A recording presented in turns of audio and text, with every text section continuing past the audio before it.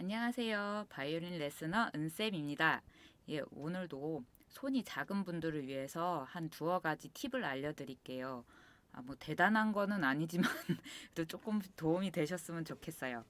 예, 자, 우선 손을 벌릴 때요. 예, 손가락 끝을 벌릴 때 이 손끝만 벌린다고 생각하지 마시고 손바닥부터 벌린다고 생각하시는 것이 좋아요. 무슨 얘기냐면요. 발레라든지 태권도에서 다리를 찢는다고 했을 때 발끝만 찢는 게 아니죠. 예. 그러면 어떻게 해요? 골반 뼈 정도에서부터 이렇게 벌린다고 알고 있거든요. 저의 경우. 그러면은 우리도 손가락을 벌릴 때 물론 손 크신 분들은 그닥 문제가 안 되시겠지만 손이 작을 때는요. 이거를 손가락 끝만 벌리는 것이 아니라 손바닥부터 이렇게 벌린다고 생각을 해주세요. 이렇게, 이렇게. 예. 무슨 얘기냐면요. 손을 이러고 있으면 저도 되게 작은데요. 내가 이렇게 손바닥부터 피면 이렇게 넓어지죠. 예. 요런 느낌으로 해주시는 거예요. 그러면 어떻게 연습을 하느냐.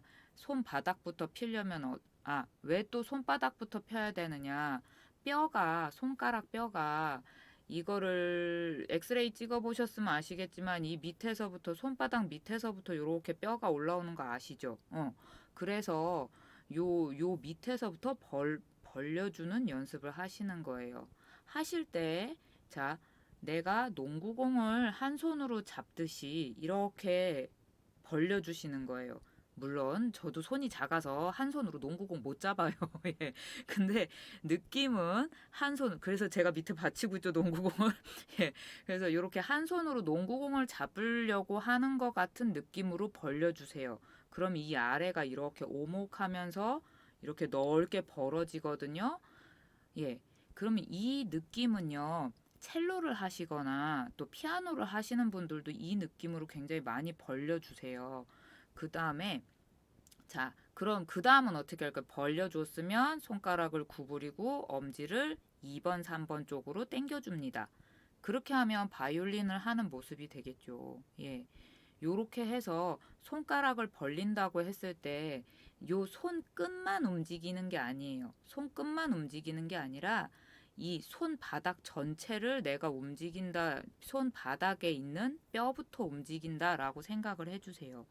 예.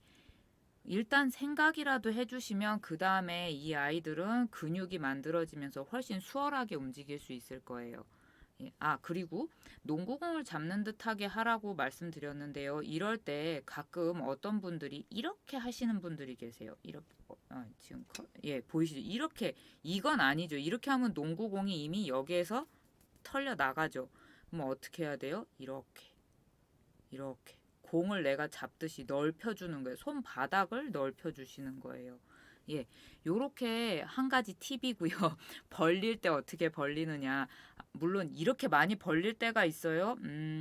우리, 자, 옥타브를 누르실 때도 조금 손이 작다면 그런 느낌을 가지고 해주시는 게 좋을 거예요. 예, 옥타브도 고를 때 조금 도움이 되고요. 그리고 또 하나는요. 그때 댓글로 문의를 주셨는데 제가 댓글로 다시 답변을 달아드리긴 했어요. 근데 그것에 대해서 잠깐 말씀을 드려야 되겠다는 생각이 들더라고요.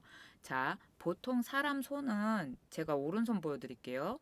제 오른손도 보시면 지금 요 2번, 3번 그러니까 중지와 약지가 붙어 있죠. 예, 중지와 약지가 붙어 있는 걸 보실 수 있어요. 약지가 약하기 때문에 중지에 당연히 붙어 다녀요. 예, 그건 당연한 거거든요. 그래서 우리가 바이올린을 처음 배울 때 호만 말고 스트링 빌더라든지 얼퍼 스트링즈라든지 다른 교재, 예, 호만은 이제 저기 제자리부터 배우기 때문에 좀 다르지만요. 아이들을 상대로 하는 어린이들을 상대로 해서 내놓은 교재들을 보면요. 2번, 3번이 먼저 붙어서 배우게 돼 있어요. 예. 그건 당연해요. 예. 왜냐면 약지가 자꾸 중지에 붙어 다니기 때문에 그렇거든요. 근데 여기에서 한 가지 문제점이 생기죠. 2번을 1번에 붙이거나, 자, 보여드릴게요. 2번을 잘 보이시나요? 제가 어떻게 보여드려야 되지? 아, 예, 이렇게. 자, 2번을 1번에 붙이거나 혹은 3번을 4번에 붙일 때 문제가 생기겠죠. 요럴 때 엄지손가락 너무 뒤에 있지 말고 앞으로 당기셔야 되고요. 요렇게 나오면 안 되고요. 요렇게 밑에서 지금 엄지 보이시죠? 그 다음에 자 3번을 4번에 붙인다거나 할 때 자 보세요. 약지 연습시키는 건데요. 자 2번 손가락에 붙였다가 그대로 줄을 따라서 4번에 붙여주세요. 또 4번에서 다시 당겨서 2번에 붙여주세요. 요렇게 밀고 다니는 연습을 해주세요. 그럼 조금 도움이 되실 거예요. 그리고 이럴 때는 4번도 구부러져 있어야 돼요. 지금 보이시죠? 구부러져 있어야 돼요. 자, 그 다음에 2번도 1번에 붙고 2번 요렇게 1번에 붙는 게 어려울 수 있거든요. 그럼 자, 2번도 역시 마찬가지로 잘 안 보이실 것 같은데? 예, 자, 이렇게 2번도 3번에 붙었다가 다시 1번으로 끌어오고 요렇게. 자, 이럴 때의 느낌은요. 다 나머지 손가락들은 어떻게 돼 있나요? 눌러져 있죠, 그냥. 2번만 왔다 갔다 하는 거예요. 예. 요거는 아주 기초적인 연습 방법이고요. 그리고 조금 진도가 나가신다면 2번, 뭐 1, 2번 붙이거나 뭐 또 3, 4번 붙이거나 요거는 그닥 문제가 되시진 않을 거예요. 왜냐하면 점점 손가락이 단련이 돼 가겠죠. 예, 이 아이들도 단련이 되기 때문에 자, 제 손도 보시면은 지금 저는 얘네들이 완벽은 아니죠. 자, 저도 2번, 3번이 분리되어 있는 걸 좀 보실 수 있을 거예요. 이렇게 붙어 있지 않죠. 왼손은 계속 이렇게 벌어져 있죠. 예. 약지가 훈련이 돼서 근육이 붙으면 이렇게 좀 벌어져 있기도 하거든요. 예. 그런 현상도 종종 보실 수 있고요. 음, 그리고 만약에 조금 진도가 나가서 내가 음, 포지션 이동도 할 수 있고 하는 상황이시라면 세부직 중에 화음 저기 더블 스톱 준비 연습곡이라는 것이 있어요. 저는 화음으로 연습을 하는 걸 좀 좋아하는데요. 왜 그러냐면은 화음이 좋아서라기보다도 화음으로 연습하다 보면 내가 잘 단련돼 있지 않는 손가락을 캐치를 할 수가 있어요. 그래서 제가 여기서 책을 보여드려도 될란가 모르겠네요. 자, 요 세부직 중에 음, 지금 보시면 OP 9번이에요. 화음 준비 연습곡이라는 책이에요. 예.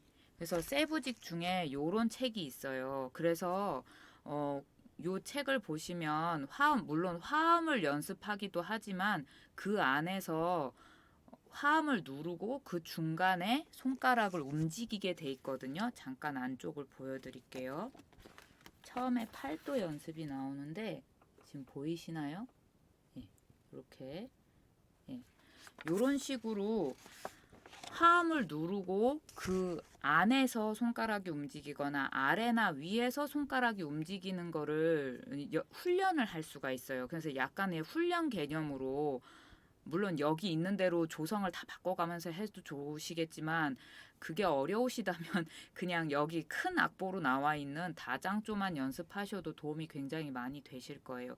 이건 근데 포지션을 이동해서 가야 되기 때문에 조금 포지션까지 연습해 보신 분들이 요 책으로 연습하시면 손가락이 내 맘대로 움직이지 않을 때 조금 더 도움이 되실 것 같고요.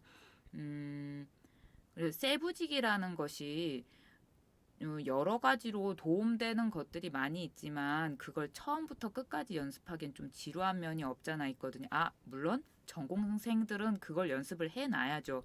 그래야지 얘네들이 말하자면은 뭐 축구를 한다거나 했을 때 맨날 드리블 연습도 하고 뭐 공 차는 연습도 하지만 기초 체력 연습도 하잖아요. 그것처럼 바이올린도 마찬가지거든요. 그래서 전공생들은 그런 연습도 거쳐서 가요. 예. 하지만 이제 취미로 하실 경우에는 그걸 그렇게 처음부터 끝까지 하실 필요는 없죠. 이것저것 나한테 맞는 걸 골라서 연습하시면 됩니다. 그래서 만약에 지금처럼 내 손가락에 어느 부분이 단련이 안 돼 있다 하시면 이렇게 화음 연습이라든지 혹은 세부직 1번도 괜찮아요. 그러니까 뭐 라시도시 라시도시 시도레도 시도레도 하는 연습 있잖아요. 그것도 여러 번 연습하시면서 그 대신 그 책에 나와 있는 대로 지키면서 연습을 해주세요. 무슨 말이냐면요. 거기 보면 항상 눌러놓고 있으라는 손가락이 있어요. 그리고 떼도 괜찮은 손가락이 있어요. 그거를 항상 지키면서 연습을 해주셔야 돼요. 예, 무조건 시도래도 시도래도 한다고 이걸 피아노 치듯이 다 떼거나, 예, 그러면 전혀 소용이 없어요. 그거는 연습에 효과가 없는 연습이거든요. 그래서 선생님이 옆에서 어떤 거 이렇게 이렇게 하세요라고 얘기를 해주시는 선생님이 필요합니다. 자, 오늘은요, 제가 한 두어 가지 팁을 드렸죠. 그래서 조, 조금이나마 도움이 되셨으면 좋겠는데, 어떠실지 모르겠네요. 예. 부족한 영상 봐주셔서 감사합니다. 또 다음 시간에 뵐게요. 안녕히 계세요.